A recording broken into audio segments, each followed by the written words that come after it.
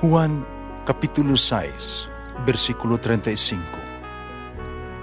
Si Jesus miingon kanila, "Ako mao ang pan nga naghatag sa kinabuhi.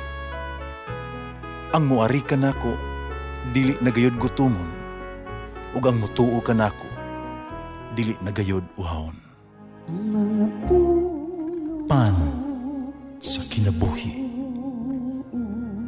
maglikon unta sa mong pagtuo ug gagaka kami sa pagtuman sa imong mahal nga kasuguan.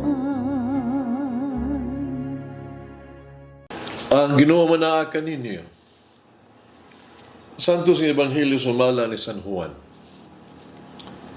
Si Jesus mihat sa langit, umiingon, "Wala ako mag-ampo alang lamang kanila, kundi alang usab, niadtong mituo kanako, tungod sa ilahang mensahe. Nag-ampo ako, nga mausa-unta sila.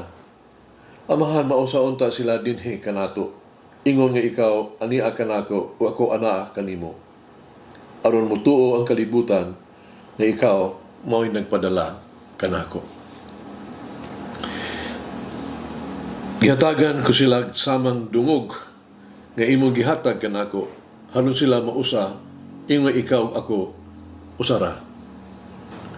Ako anaa kanila, ikaw ania kanako, aron sila mausa gayod.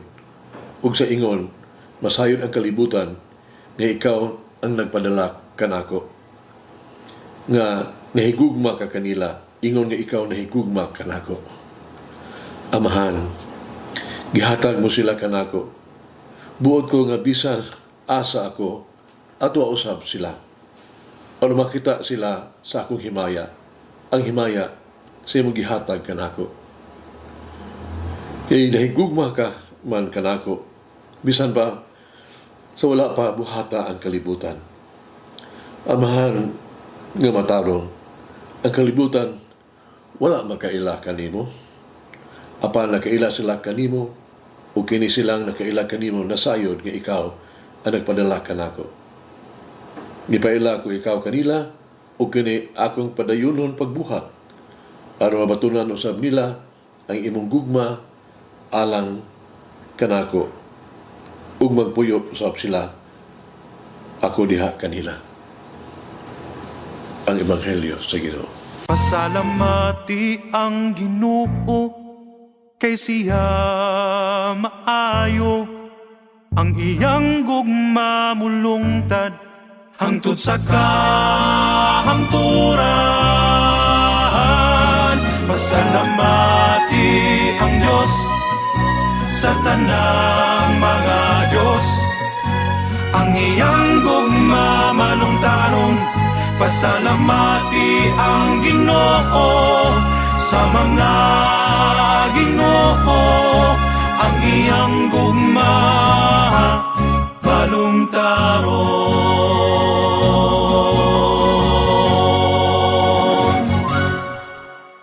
Sa tuong Ebanghelyo karong adlaw, atong nahimamat si Jesus nga nag-ampo sa iyang amahan. Lawom kayo ang unod sa mga pag-ampo. Tugay iyang gipahayag iyang suod nga relasyon gyud tali kaniya ug siyang amahan. Diyan nga kahimtang sa pagkasuod, si Jesus naghangyo sa amahan nga sila adunay parehas nga kasuod kanato. Kini napakita kung sa unsang paagiha si Jesus nahigugma pag-ayo kanato. Sanglit si Jesus ug amahan usara, kaya ingon kita nga ang gugma, ang gihatag ni Jesus kanato, mo'y usa lamang usa ka hingpit nga gugma. Dining pag-ampo nga makaikag, nga matigdan nga si Jesus nagpasalamat sa amahan sa paghatag kaniya kanato, ingog gasa. Di pa ka mabahandi kita pag-ayo ni Jesus, kay gusto niya na kita makauban niya bisan asa siya. Kini nagapakita kanato sa usa ka paagi kung nganong si Jesus namatay alang kanatong tanan. Gimahal kita pag-ayo ni Jesus. Kapinaagi sa iyang kamatayon o pagkabanhaw, gipaambit niya kanato ang iyang himaya. O kini, naghatag kanato paglaong, kakita usab, mabanhaw gikan sa kamatayon, ug maangko nato ang giharian sa Dios. Malulungi kini. How can I make a gift of myself and return to the immense love of the Father? So may ato ang ubuhat. Pagig, papagidayag ba, unang kabubutan ito sa gugma sa amahan ka nato. In my life, how can I fulfill the Lord's desire that all may be one as He and the Father are one?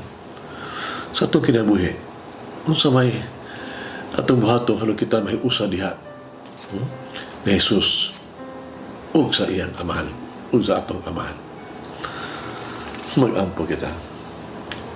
Thank you, Lord God, for giving me the kind of happiness that can only come from a deep union with you. Salamat, Ginoo, nga magtudluan ko nimo, patagamta mi nimo, kadi ay ang tinuod nga kalipay na aragyod sa amo pinagiusa nimo ug sa amahan. Oh, Mary, tabangi kami, iampo kami. Harang mo ang pangandoy, magpuyo diya sa gugma, uban sa amahan, uban sa Jesus, uban sa Espiritu Santo, mahiusa diha, uban sa kanimo. Manalangin ng Diyos magagawin sa tanan, Amahan, Anak, Espiritu Santo. Amen. May the Lord of the divine mercy bless us all, heal us from all diseases and suffering. Ayun unta niya kita, tanang mga sakit na to sa lawas, o sa kalag, body and soul. In the name of the Father, the Son, and of the Holy Spirit. Jesus, I trust in you. Amen. Whoever eats the bread of life will never hunger, says the Lord. Kay galaan inyong nabati ang pagpaambit ug hamubong pamalandong sa pulong sa Dios pinaagi sa tulumanon pan sa kinabuhi nga gidumala ni Monsignor Daddy Silva. Hangtod na usab sa sunod higayon, daghang salamat.